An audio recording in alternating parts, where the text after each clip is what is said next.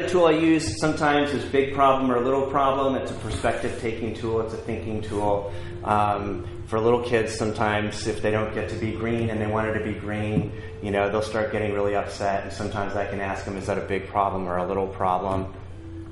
Sometimes they'll still say that's a big problem. Sometimes they'll say, it's a little problem. And then they won't have such a huge reaction anymore. So I got this from Michelle Garcia Winter. Her website is www.socialthinking.com. So it's got the size of a problem and then expected feelings and responses. So we're going to start with the biggest problem you can think of. Okay? So what's the biggest problem you can think of, Jack?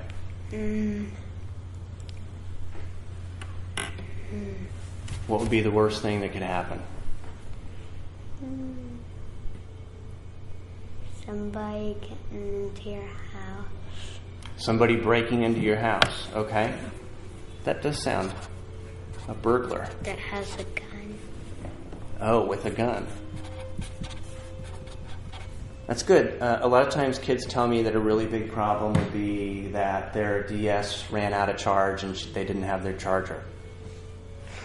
I think, you know, the biggest problems I can think of would be like a fire, a tornado, death. It's a big problem, right? So a lot of times when we think about, you know, if that's a big problem, then we can think about the problem that we're having, and compared to that, it doesn't seem so bad. And so now already the problem doesn't seem so bad, so it's a perspective-taking tool or a thinking tool. What would be a medium problem? Not a small problem, but not as bad as like a burglar coming into your house with a gun. Maybe losing your retainer. Losing your retainer, okay. Did that happen to anyone you know? Me. Oh, that's right. In an airplane. And you know what? You have felt so bad about that. You've really worried over that. And I don't know why. What has that worry done for you? What? What has that worry done for you? Nothing. Has it changed anything? Nothing. It just feels yucky, right?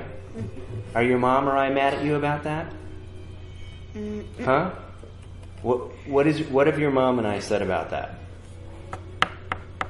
Nothing.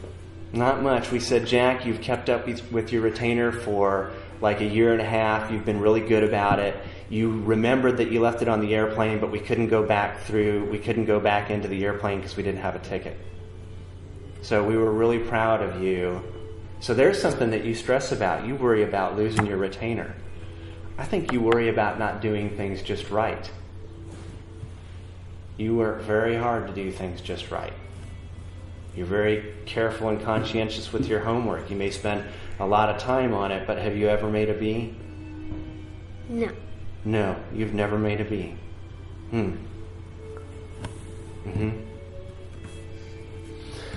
So losing your retainer would be a medium problem, and then what would be a small problem?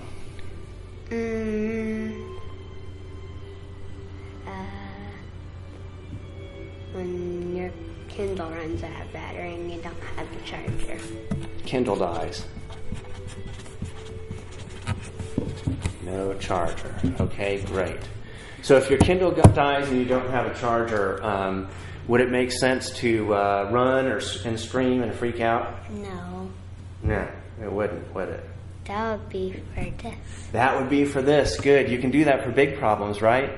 If a burglar's coming in with a gun, can you run, scream, and freak out? Yeah. Yeah. That Sure. would try to be quiet for me. Get me. Right on. Okay. What would be expected feelings and responses for a medium problem, like you lose your retainer?